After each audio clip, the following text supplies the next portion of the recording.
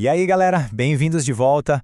Hoje a gente vai mergulhar fundo num capítulo que, olha, pega num ponto bem sensível, né? Aquele conflito entre família e o nosso propósito de vida.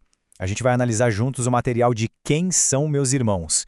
Então se prepara, porque o papo hoje é sobre vergonha, rejeição, mas também sobre uma nova e, olha, poderosa forma de entender o que é pertencer.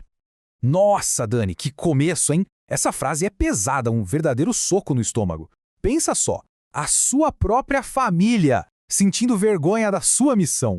Isso já joga na nossa cara que o problema todo que a gente vai ver aqui não era só com os inimigos, sabe? Acontecia dentro de casa, justamente no lugar que a gente mais espera apoio. É isso mesmo. Era uma situação de fogo cruzado total. Porque, de um lado, você tinha a pressão que vinha de um lugar de amor, sabe? Um amor preocupado, que não entendia o que ele estava fazendo e achava que era loucura mesmo. E, do outro lado, nossa, era o ódio puro dos líderes religiosos, né? Com acusações pesadíssimas. E ele ali, esmagado bem no meio dessas duas forças. Pois é, e aqui a gente vê esse contraste bem desenhado. A família, coitada, agia por preocupação. Uma preocupação real, ainda que totalmente equivocada, né? Eles viam o desgaste físico, a entrega total dele e ficavam com medo pela sanidade mesmo. Agora, os fariseus, a intenção ali era outra, era só destruir. Eles viram o bem acontecendo na frente deles e de propósito chamaram aquilo de mal. É uma dualidade que choca, né? De um lado, um amor que não consegue entender. Do outro, um ódio que se recusa a entender. E é justamente essa hostilidade, essa escolha dos fariseus que vai levar a uma das advertências mais sérias que Jesus já fez. E é aqui que o papo fica bem sério, porque diante dessa acusação de que o poder dele vinha do mal, Jesus não responde de um jeito simples, tipo, não é isso, não.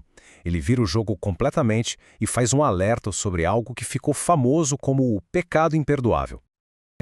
E é bom a gente ter isso bem claro. A acusação foi essa. Eles viram um milagre, uma cura ali na frente deles, algo que não tinha como negar, uma obra clara do Espírito de Deus.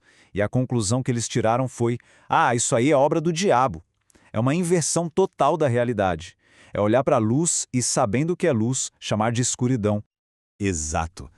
E a definição aqui no slide é cirúrgica. Não é sobre um escorregão, sabe? Uma palavra que você solta sem pensar. É uma atitude. Uma rejeição contínua.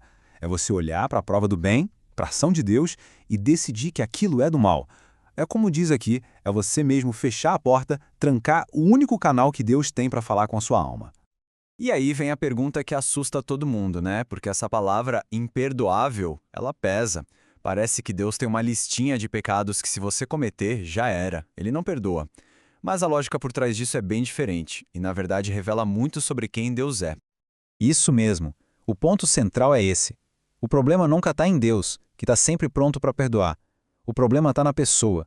Quando ela rejeita o Espírito Santo, ela está rejeitando a única voz que poderia levar ela para o arrependimento. Pensa assim, é como alguém se afogando.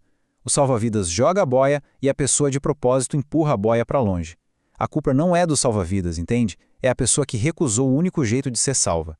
E o detalhe sobre os fariseus é que não foi por não saber, não foi por ignorância. O material indica que eles sentiam a convicção do Espírito, mas o orgulho, a sede de poder falou mais alto. Eles viram a luz, souberam que era luz e, conscientemente, de olhos abertos, chamaram de escuridão. A escolha foi toda deles. E aproveitando o gancho dessa rejeição toda, Jesus já emenda um outro alerta, um perigo que talvez seja até mais sutil, mas tão destrutivo quanto, a negligência. Não se trata só de lutar contra o bem, mas de simplesmente não abraçar o bem, de deixar o coração vazio. Nossa, e essa frase é um diagnóstico completo da alma, né? É como se as nossas palavras fossem um vazamento do que está transbordando no coração. E não é só isso, elas também reforçam quem a gente é. Se você vive falando de dúvida, de cinismo, de coisa negativa, isso acaba te moldando. No final, as nossas palavras têm um peso de eternidade. E para deixar isso bem claro, ele conta essa parábola que é simplesmente genial. A pessoa consegue se livrar de um problema desse tal espírito imundo. A casa, que representa a alma, fica limpinha, arrumada, até enfeitada. Só que tem um problema, ela fica vazia. O mal saiu, mas o bem não foi convidado para morar no lugar. E é aí que mora o perigo. É nessa brecha que o desastre vem. O espírito que saiu volta, encontra a casa toda livre, vazia, um convite aberto. E o pior, não volta sozinho, traz reforços. O estado final da pessoa fica muito pior do que era no começo.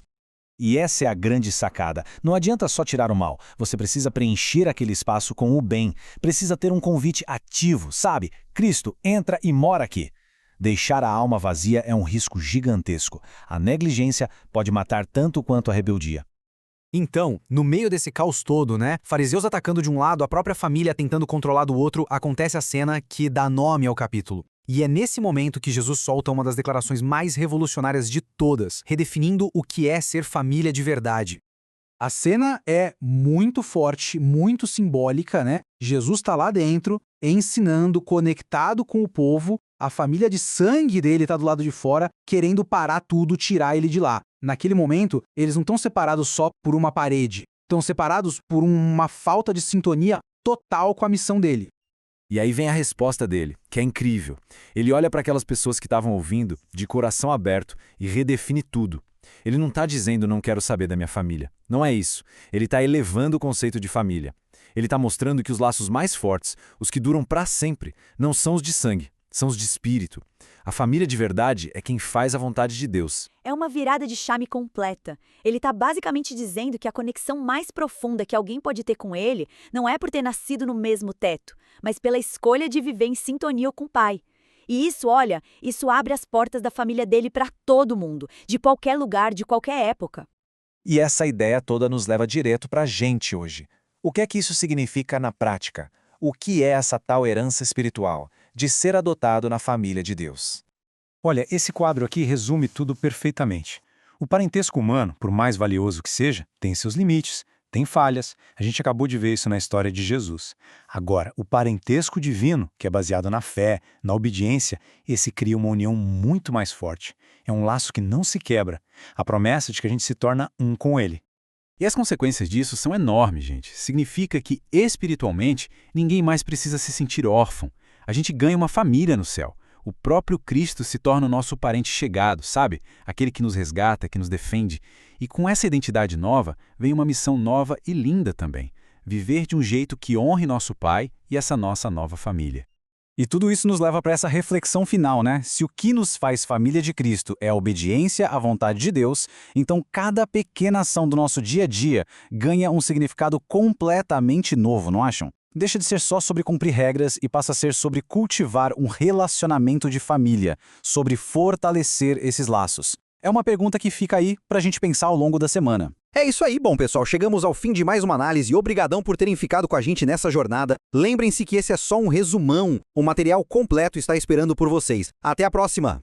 Se esse resumo do capítulo de hoje facilitou sua vida, que tal nos ajudar a continuar? Seja um apoiador. O link está na descrição.